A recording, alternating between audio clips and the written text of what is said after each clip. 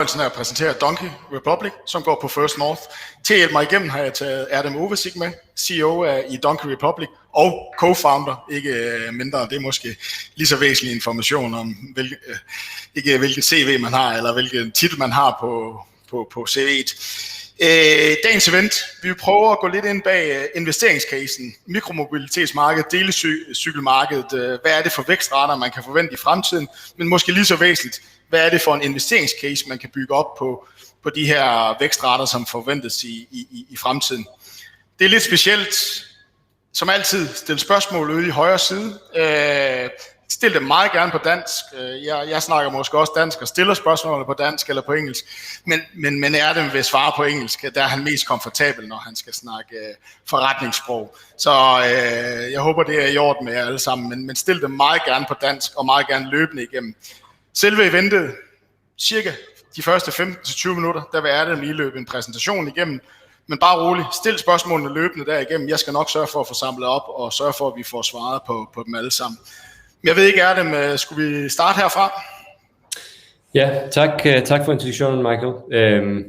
Jeg hedder Adam, og jeg står som direktør og co-founder hos Donkey Republic. Jeg vil gerne præsentere firmaet på engelsk. Det er sprog, vi bruger i hverdagen i forretningen. Jeg er selv fra Istanbul og har boet i Danmark i 13 år. With that, I will just switch to English. I think it will be more fun for you. I will just first say why and how we started.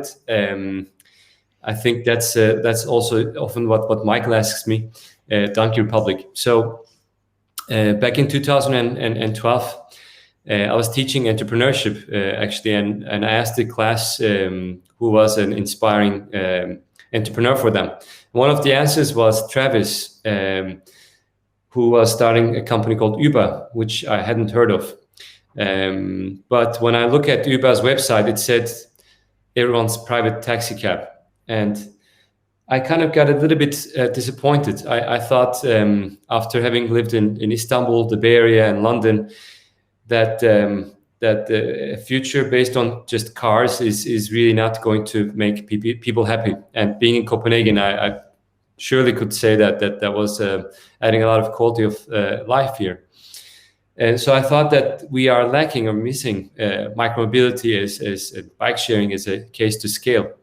And the more I looked into the industry, the more convinced I became.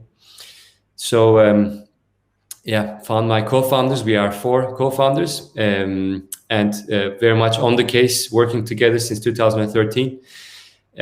We became full-time in the company in 2015 and delivered the proof of concept in 2015. And already in 2016, we had a good business.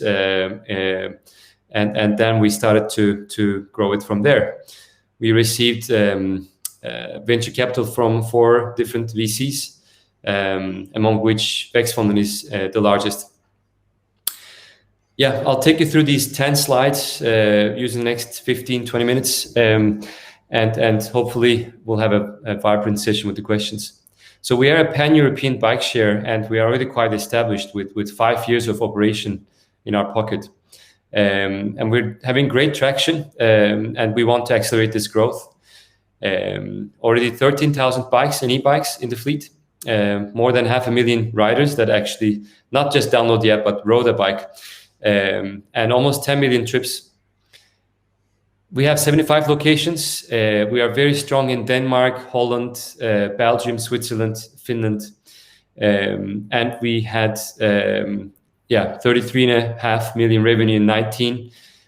We had a bit of a rough time with COVID because we lost the visitor revenue altogether, which was more close to 22, which we can see, looking at the numbers, would have been something like 40 plus if COVID didn't happen. And we're about 60 people. 35 of those are in the HQ doing product, business development, marketing, and so on. We also have some mechanics in our team, which is the difference, running the bikes in some of the cities. Okay, so the first point, why do we exist and why should we grow? If you look at the SDGs, sustainable cities, climate action, good health, we are fitting those very well. And also they have very clear implications in public budgets, especially the health one. Has been calculated that each car trip switched to a bike trip would save society 4.3 euros, because getting people to be active, moderately active on a daily basis has actually huge implications on chronic diseases, hospitalizations, early pensions, and so on. But of course, there's also a focus on CO2 emissions and congestion, which is time savings. If you put that together as a picture, that's why bike sharing has already been receiving a lot of public financing, similar to buses and trains. A lot of bike shares have been receiving up to €1 per trip from public pockets. So Donkey Republic, we have run two business models. On the left-hand side, you can see those. The orange, bright orange ones are the cities that we run ourselves, which we call MaaS, Business Mobility as a Service. And then we also started since 2018, scale with the SaaS business, Software as a Service, which is the dark brown parts. It's a bit like a franchise business. It's still under our brand, still using the same software. So essentially, we built the MaaS business to prove, to establish the brand, to prove to partners that this was a good platform to run on. And then since 2018, we started to offer this and grow it. And the growth of the SaaS model is actually accelerating. The software is the same for both. And it's not just for riders, it's also for operators, where you have a lot of interesting features for seeing which bikes need service, seeing also which bikes will have more demand if you move them from one location to the other. We have corporate interface to give employees access to corporate memberships. Cities follow reports from our system, both to see where they should develop the infrastructure and also to extend their subsidies and public financing. The last interesting part is more towards the future with transport aggregators. This is where you'll see Donkey and other services, mobility services, more and more become part of aggregators, where you will use one app, be it Uber or FreeNow or other ones, maybe Riseplane, where you will use these vehicles through this one app. You'll never need to download a Donkey Republic app to actually use the Donkey bikes. Yeah, in terms of revenue streams, we have a really nice, diverse group of revenues. So under the MaaS revenues, we have the rider revenue, which is still the largest bracket. And there we have pay-as-you-go, or just ride, is when you launch the app and you just take a single trip or single rental. We have strong revenues from visitors, but also locals. We started only with visitors back in 2016. And in 2017, we started to recruit and grow the locals. Already in 2019, we had more local traffic than visitors, so before Corona. But that was good, because if we were very visitor dependent last year, then we probably wouldn't have done as well as we did. And we do have a lot of locals which are also members, which means that there's a recurring revenue. So they are monthly members who pay us a fixed amount every month. We have also corporates also buying memberships for all the employees and sponsoring bikes. Cities and municipalities, we have direct public funding. So cities that are giving Donkey Republic funding to operate bikes in their cities. And then we have SaaS partnerships. We have different kinds of partners. Some of the partners are public utility companies that run trains and buses besides bikes. Some are car-related businesses that operate at car parkings or car maintenance. Some are bike-related businesses and retailers and so on. Some are just startups. But we have about 40 SaaS partners, so it's already quite well established. They are running operations with us in 60 or so locations. Many of them also receive public financing, our partners. What we get from them is license fees, which is recurring, basically software licensing. And we also sell them the fleet, the hardware, and that's a one-off sales when we sell them the fleet. In terms of competition, we are in a very interesting spot with micromobility. There are a few important differentiators for us. One is the city focus. Another one is the business model or the revenues that we're generating. So some of the businesses that you know is Lime, Voi, Tier. They are mostly focused on top tier cities, tier 1 and tier 2, and they are very much focused on rider revenues, so not public finance. This means that we and they are very much also scooter or e-scooter focused. And now they talk about having some e-bikes also, but not pedal bikes. Only Lime has a significant number of e-bikes that they were provided from jump, essentially. Donkey, in comparison, is much more facing public finance also, and we are focusing on tier 2 and tier 3 cities, so medium and small cities. We are also in tier 1 cities, but only if we have a pretty exclusive and or dominant permit scheme, which provides us a relatively low competition because we won the permits in that city. Then we have more traditional providers of bike share, which is what you see in London, Paris, Milano, and in Copenhagen with Bycyklen. Bycyklen not provided by one of these companies, but they are the larger companies that do similar systems.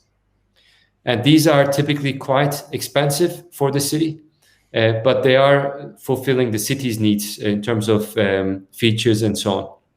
And they are responsible, so you cannot park the bike anywhere you want, and they don't put too many vehicles if the city asks them not to. So we are in a very nice place where, especially tier 2 and 3 cities, they want an affordable and flexible solution, and also responsible, that where the bikes aren't ending up everywhere, where bikes have a long lifetime. We have that too. Flexible, that we can work with local partners, that we can create the kind of pricing schemes that the city wants. We also do that, like the traditional providers, but we are also affordable, much more affordable than these in terms of a coefficient. I would say 5x or more compared to dock systems is what Donkey system costs. Then you have the more recent and local providers, which are closer to our model, but they are earlier in their journey and not as feature complete, don't have the track record that we have. All right, yeah, and to put that in a context of market development, until 2016, there were really only bespoke bike share systems that cities pretty much defined how it should exactly work. And they were investment heavy, they were dock-based only, and they were also expensive to operate because you had to move bikes around all the time to make sure there was space and bikes in every docking station. Between 2017 and 20, you had the explosion of venture capital-based businesses. First, the Asian bike shares, Ofo and Mobike, that became really, really big, and they both went down. They went through extremely fast scaling and with a business model that wasn't scalable, actually, with very short lifetime bikes. And then a similar model was copied by e-scooter companies that basically put a lot of e-scooters trying to dominate the cities, tier 1 cities, with number of e-scooters they would deploy. And also putting a lot of them at once, trying to recruit most riders at once. And the problem that created was a conversation in the public sphere that essentially banned most of the tier 1 cities, either fully or to an extent where e-scooters became more a nuisance or lost their number of vehicles, the permits to put a lot of vehicles, and now have to operate them in fewer locations and so on. So what we see is sustainable business models and tighter regulation that wants that.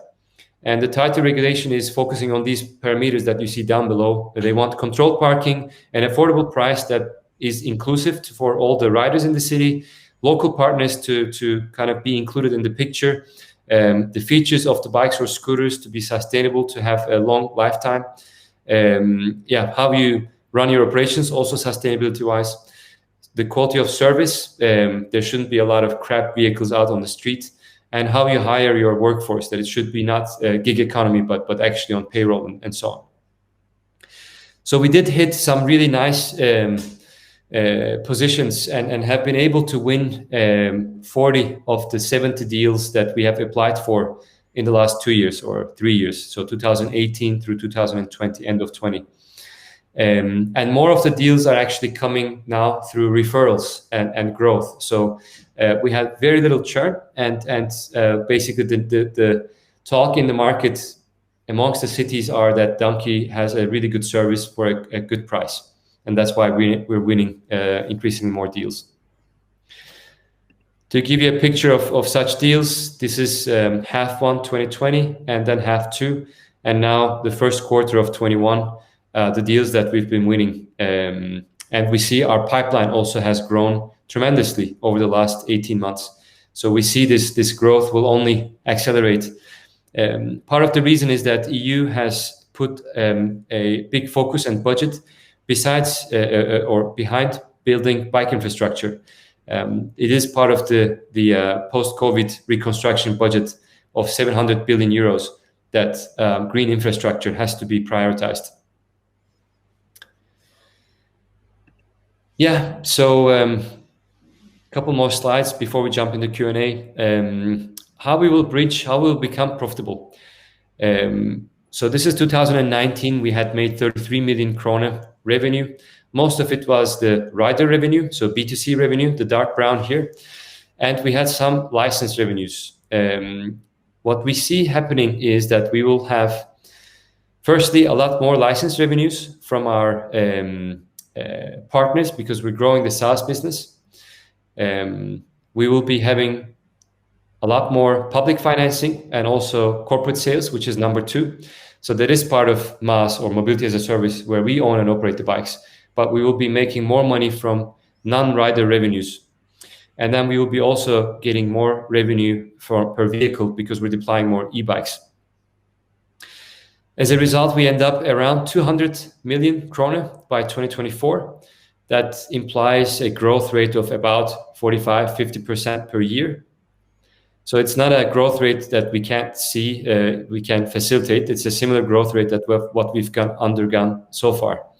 And that will provide a 5-10% profitability, because all the businesses that we are growing are actually very profitable business streams.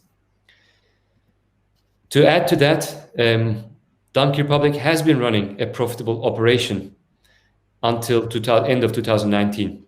So it's also good to note that we have not been running an operation that we had to feed with investment capital. The losses that we have done in 2019 here were purely headquarter costs, so costs that were related to building our product further, creating more SaaS deals, and so on. And the dark gray here is all the operational costs and depreciation costs, including even things like direct marketing costs. So we've been running a profitable operation until end of 2019.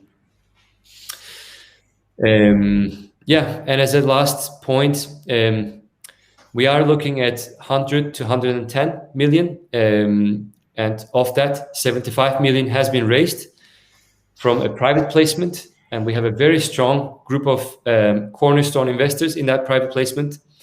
That includes Växtfonden and European Investment Bank, 2 pension funds, Academica Pension and LD Fund, then a UK-based large capital fund, Pentwater Capital Management, and then a few other funds. So we're very happy about that because we can also scale our funding with these long-term cornerstone investors with deep pockets. The public offering is 25 to 35 million. Deadline is end of this Wednesday. Share price is 16 krona and 4,050 krona is the minimum order size.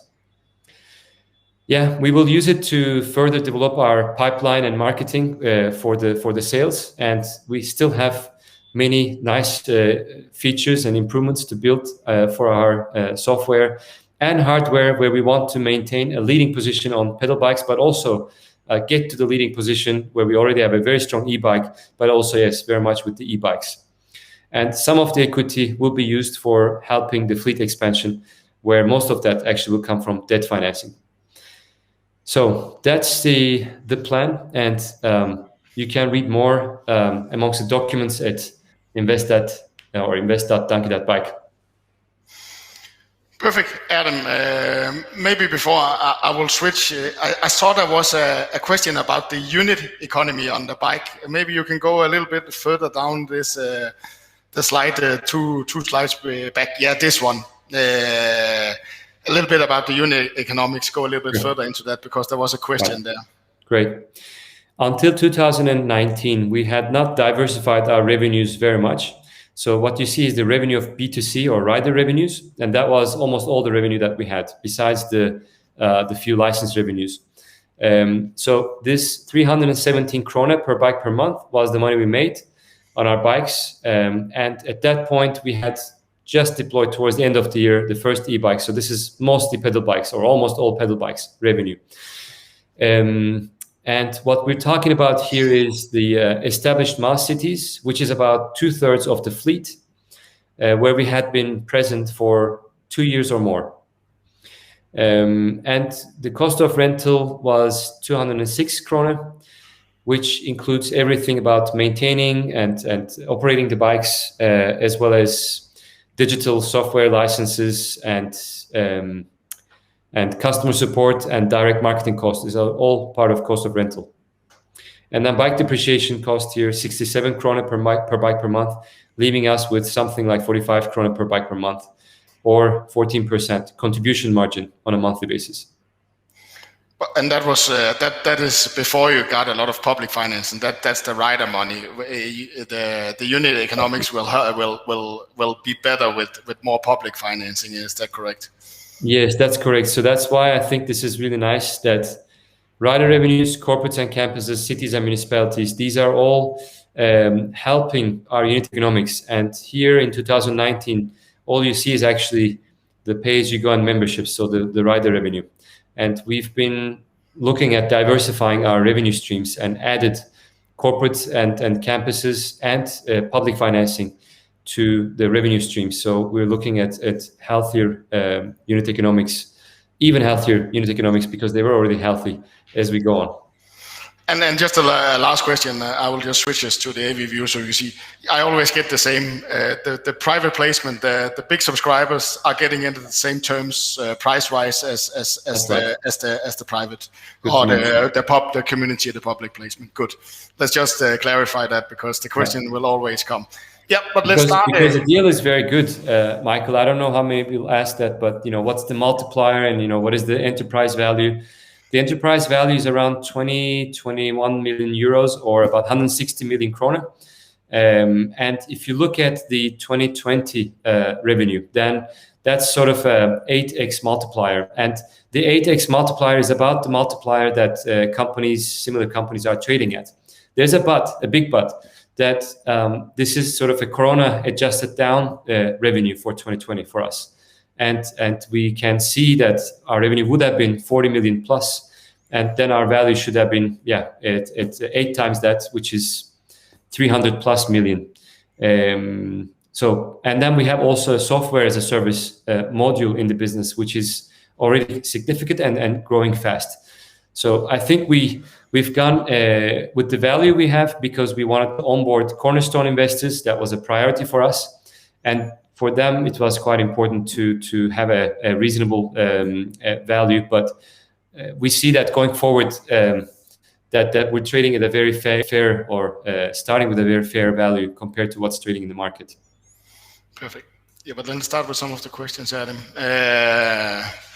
Do you have revenue from advertising on their bikes? Do you sell data, to cities so they can be smarter, build smarter cities? How is your business model? Do you have other revenue streams than the one you showed at the slide there? Yeah, we have sponsorships. Yes, we have 2 sponsorships so far. It's not something we focused on much, and it's definitely an untapped area for us to grow further in. Corporate memberships is more of what we sold to corporates rather than sponsorships. The sponsorships that we sold so far are only in the side ads of the bikes, where we have some panels. Going forward, another area for us to tap is some kind of sponsorship in the app, that either when you launch the app or in the map of the app, we can promote certain companies, different kind of sponsorships.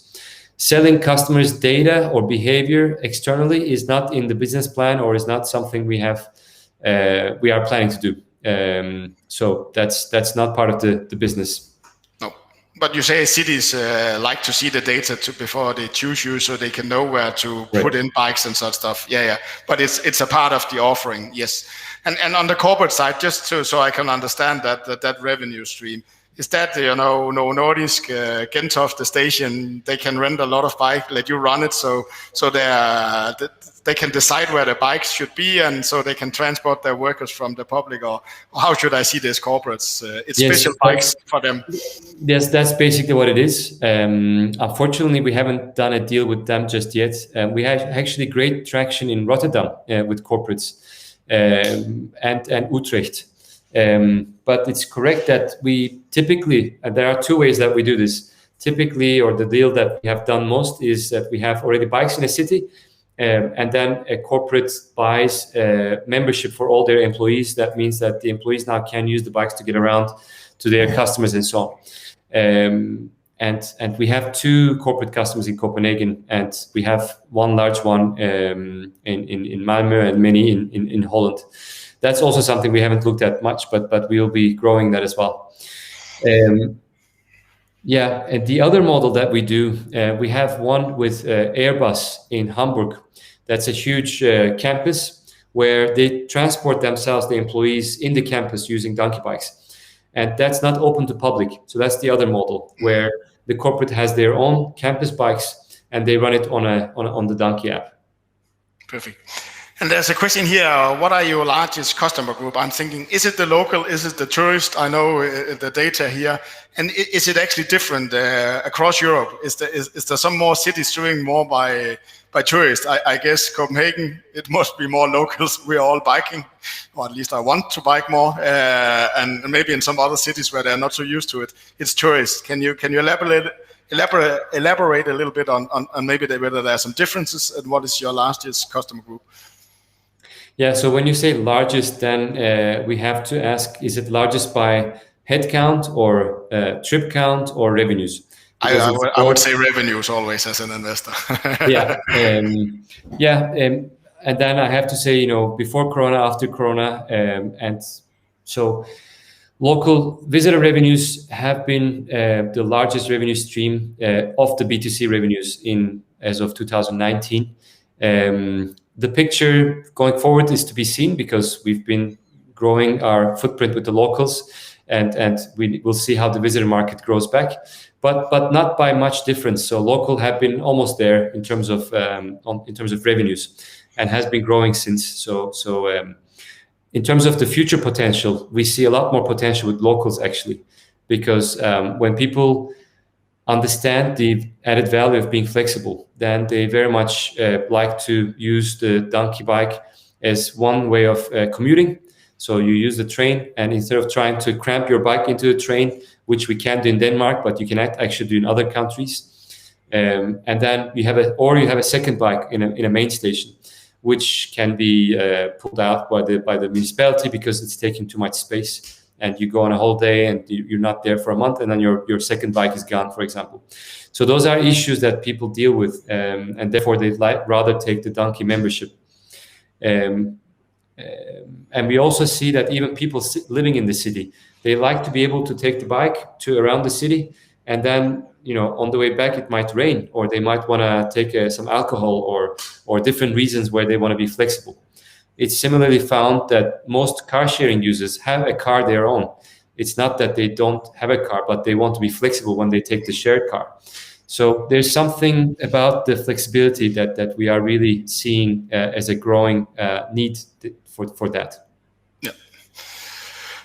There's a question here, are you only operating in large cities, and what size is required? I think you elaborated a little bit on it now, that you are actually maybe looking a little bit more downwards to the tier 1 and tier 2 cities, but maybe you can elaborate a little bit. You also operate large cities, yes. But what conditions should be before you operate in a large city? Yeah, I alluded on that a little bit only, but all cities above 20,000 people, as we see it, are target groups for us. And there are 2,200 cities in Europe that has more than 20,000 inhabitants. Actually, I need to correct, maybe it was 30,000 people. So there's 2,200 cities with more than 30,000 people in Europe, and they are all in our target group. Why? Because they run already, they need some kind of public transport, and a lot of the time they run empty buses, and that's quite an expensive thing for them. And they want to provide a way for last mile. When people come visit their town, then it needs to be accessible. Also for the locals, that they want to have a way to get around. We don't have as much population density in such cities, which also means often we will not generate as much traffic. Without public subsidies, we would not make a good business in those cities. So that's where tier 3 cities need to be operated with public financing in place. And that's what we see, that we have a very good model for cities who want to pay some money to operate bike sharing as part of public transport. And that's where we have a really strong product market fit right now. We see cities across Europe engaging either directly with us or with our partners. As you see on that map with the brown dots, it's popping up everywhere. Perfect. And then there's a question I probably also would have asked if someone hadn't. How many percentage of your bikes are getting up or breaking down? I think my bike always breaks down if I can find it when I don't take the car. How much is getting stolen? How big a problem is that? And maybe in the future also you can elaborate when the prices go up on the e-bikes. You know, yes. I know you don't have a lot of experience with it, yes, but maybe give us comfort that it is actually not that big a percentage that gets stolen or breaks down. Yeah. We have 500 e-bikes since 2019, so we have some experience on that, and it's not a trivial number. But on pedal bikes, I can say we have much longer experience. So we were there since 2016, and we have less than 4% annual bike loss, including vandalism. So either bike totally missing or not usable, and many of those 4%, we can actually use some or many of the bike components on other bikes. So it's not a total loss of the bike.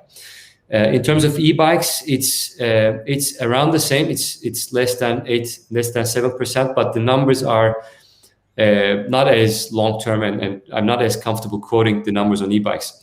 But we're not at all afraid about the e-bike loss rates either, and we've been running them in 4 different cities until now. And also the durability. I guess one of your strongest part of your business model is that you have built a bike that actually don't break down. I guess that's part of your claim to fame. Break down, but we've done a really good job in maintaining them. But what we've done more recently is we created a Generation 3 model, which we have 100 units of in Denmark. You could see it in my slide with the unit economics, the funky head of the bike that sort of shows the Generation 3. But we've basically had a lot of learnings. Every year we're getting learnings on what breaks and what's not every year, actually. Every week we're trying to track and have reports on that. So every year, more or less, when we order a big bulk of bikes, we try to put all those learnings in and create a new model of the bike. We're not buying bikes off shelf. We're not completely, let's say, dependent on convincing our suppliers to change something on the bike. And bike markets, I don't know about car markets so much, but you can actually get quite far involved with the top component providers and get exactly the bike that you want. And we also produce a number of the components ourselves, so donkey design, which no one else can produce. And now I'm more and more comfortable that we are creating a bike that breaks less and less. We will still have to have manned operations wherever they are. You can't just say, here are some bikes and we just, we come back next year. You still have to have some people around. But we're able to move down the cost of operating, we think, 50% down as we go forward.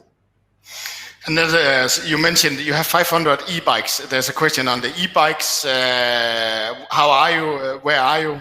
And how many of, maybe you had 500. How many of your latest win in the slide where we saw all your wins? Is some of them e-bikes and your expectations for the future of e-bikes? And are they more profitable? Is that a part of your lifting of your profitability, that e-bikes will give you a larger revenue, but also a larger profitability? Yeah, e-bikes are quite different and complex business. So it's another layer of complication, especially with regards to charging. You have a lot of electronics in the bike. The good news is our CTO is actually very much on top of the electronics, and we are, as a company, very much on top of the electronics and the firmware. And we're very good in troubleshooting, understanding the different issues that come up. The 500 batch from 2019, we learned a lot from that. It's been, I'm not going to comment much on if we made money on those, but it is possible, even on the 2019 model bikes, that we could make money on that model already. But with the improvements we make, the main improvement is to extend the mileage of the bike before you have to swap the battery. And we are using battery swapping for keeping the bikes charged, rather than having to put docking stations, which has many other disadvantages or complications. Or we will also use potentially hybrid models where that makes sense. But with battery swapping, with the new generation e-bike, we will have a lot longer mileage or trips before we have to swap the battery. And then we also learned a lot in how to improve all kinds of electronics and cabling and so on, security, to make sure that we run it more profitably. And yes, we won more contracts. So right now it's 4% of the fleet that is e-bikes. Our forecast is 30% of all bikes will be e-bikes by 2024. And we already see a very strong ask in the market for e-bikes. But typically the ask is not purely e-bikes, but e-bikes and bikes as a sort of put together. Because if you take a longer trip, then you would justify taking e-bike. Otherwise, you don't want to necessarily have an e-bike, and a bike is just fine. Or it's maybe a different customer segment who would like to still be active, but they're a bit older, or so they can't use the bikes all the time. And there's a question here.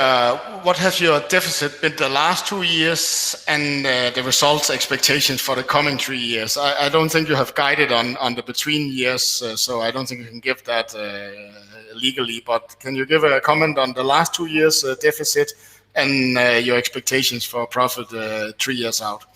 Yeah, I also don't want to mislead, so I think the best is to look at the company info. But yes, we had losses both in 19 and 20.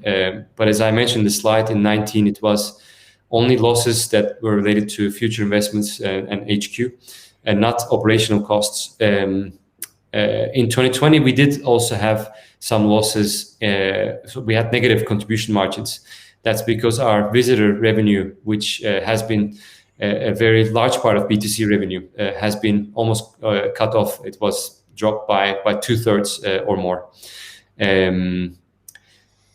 But for the right figures, exact numbers, I think you're best looking at the and the perfect and the only guidance you have on the coming 3 years is the 24 target, right? Which is 5 to 10 EBIT margin on the top line there. You don't have in between years.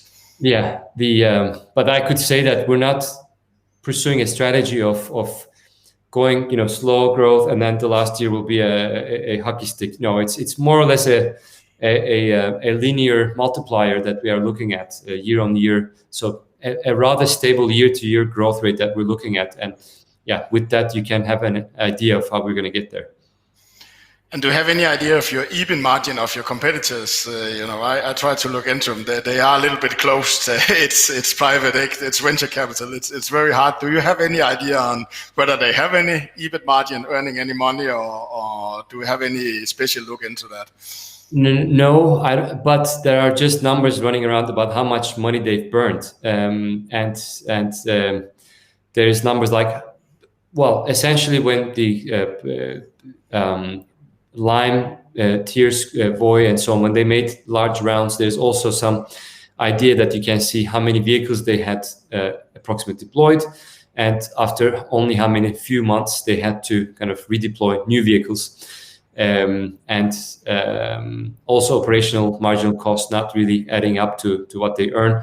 So there have been numbers flying around or rumors, but I should not comment on what they have. There's no public; it's all closed companies. Yeah. Yes. Are there any lockup of the cornerstone investors, and also you as a management? You have lockup on the shares that you now have. You can't sell any of the shares.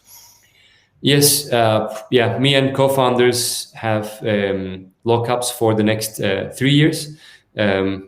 We get some room to sell after first year, 20%, and then 40%, and then the last 40% after 3 years. I don't foresee that we'll try to sell, to be frank, but that's on our side. And then our investors, our current venture capital investors, they also have lockup for 2 years. So they are full lockup the first year, and then they also have easing off towards the end of the second year. Do you and the board buy shares at this IPO, exclusive the exercise of the warrants? I have most of my savings invested in Donkey. When I say most, it's like 90+%. So I'm not putting the last 5% into Donkey either yet. But we are getting current investors investing again. Of those, Vækstfonden is the main investor, but the others I have also put in some convertibles. So yeah, they are all there investing again. You have one Antwerpen, congrats. That must change the multiples quite a lot. I don't know whether you can elaborate a little bit on Antwerpen. I think there has been some changes since the IPO document. Yes, the Antwerpen news we received 2 days before company description was publicized. So it was not part of the discussion with institutional investors as such. It's a fantastic win. The deal is going to be probably 30 million euro plus total revenue. Danish, right? No, euros. Okay, over a lifetime. Yeah, sorry, yes. Over its lifetime, yeah. One needs to know that the tender process with cities is complex, and we were declared as the preferred operator of the city. However, there's a period in which the other competitors that wanted to win the deal can object to the evaluation of the city, which one has done. That means that now the case will be seen in 2 weeks' time in a court in Belgium, which will evaluate if the city's scoring was fair, or if the city should score again or make a new tender, and so on and so forth. The results will be known early June. And yeah, such objections are rather expected than not. We've contacted local lawyers and have heard that there's a more than likely chance than not that the court would support city's evaluation. But we can't know what will happen. But everything seems to go according to plan, because when you win such a deal, you kind of expect that there will be objections. I guess it's pretty normal in all those public big funding rounds. Yeah. How much are the headquarter cost? How big share is that of total cost? I know it will change depending on how much you size up, but so in general terms right now, do we have that number? Yeah, around 2 million euros per year has been our HQ run rate the last 2 years average, and it's been a little bit going up. In 2019, beginning of 2019, we received a VC round, and we started ramping up our HQ, so we staffed up. And then with Corona, we had to kind of downsize HQ again. So both years have been around 2 million euro, and that's also not far from our current run rate. And we'll probably, in this next 4-year plan, we'll probably have to start investing here strong, rather than waiting with all the investments towards the end. So that means that the next couple of years, I would expect that we'll have higher HQ burn than the last 2 years. Perfect. And there's a question here about the city bikes which is now owned by the Copenhagen municipality. Is that a tough competitor? I know I'm laughing, so I guess you won. I guess we're talking about the white bikes.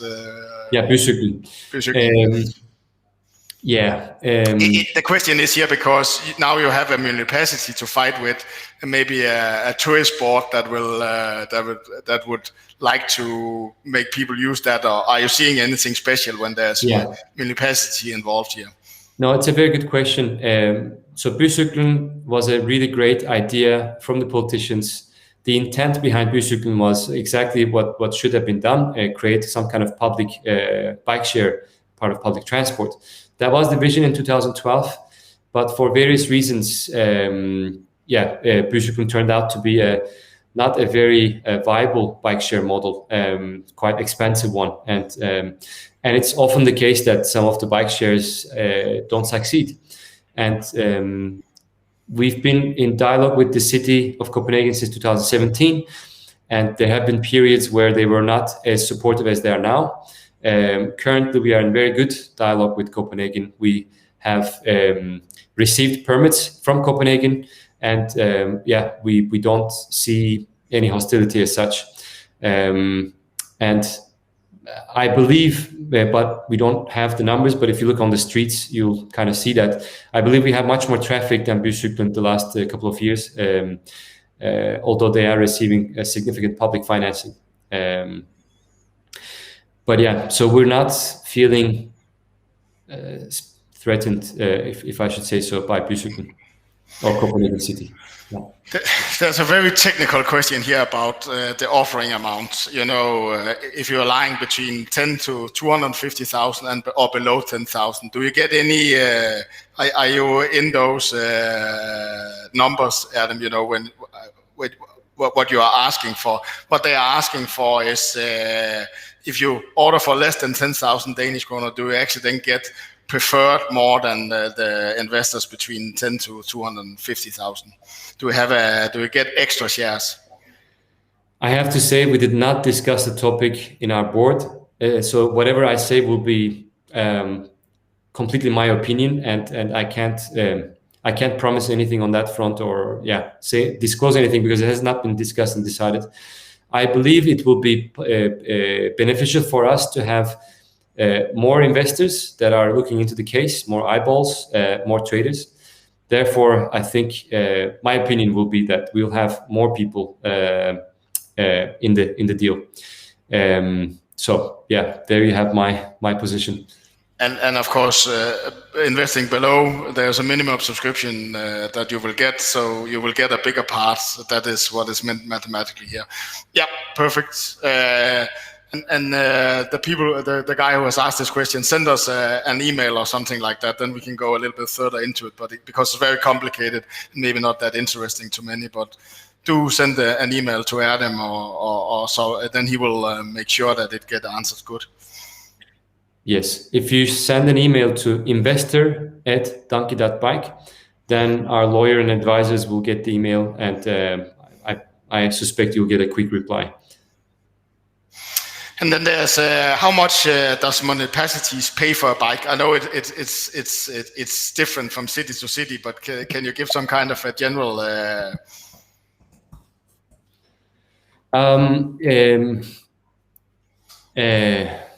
I'm just thinking through what we have put in company description, but we have put some information on this. Cities have been paying us about 45 euros per bike per month.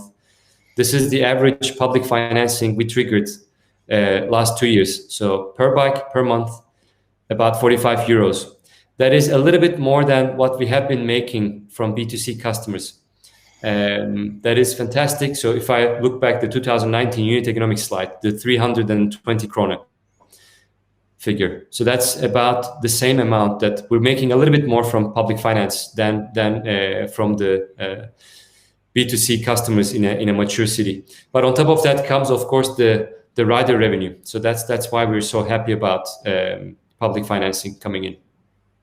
Perfect. And there's a question here about... And I have to say that's for pedal bikes, not for e-bikes. E-bikes subsidy amounts are a bit higher. Of course.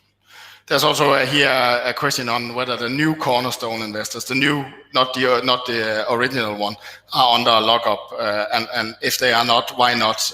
I don't know whether you go into details there, or again maybe send an email and you will get an answer back, especially on that. I don't know whether you are into those details, Adam. I am not. I'm sorry. But again, here I put the email address. I don't know if everyone can see the chat, actually, Michael, but I put investor@donkey.bike. Yeah. If you send a question there. Yeah, then you'll get answers quickly from our lawyer or me or someone in the team. Yeah. Perfect. Let's do it like that. And then maybe also the company description, the lockups and so on. So yeah.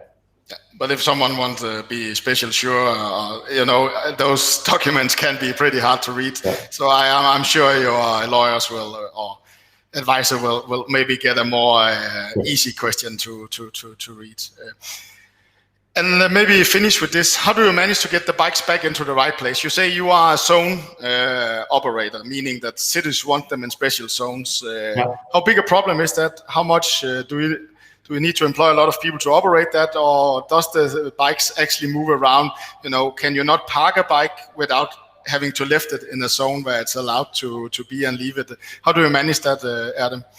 I don't like these fancy terms, AI, machine learning, and so on, but we actually have a tool that looks at demand forecasting based on the demand that we've seen in the city, and then looking at different parameters from the weather to events and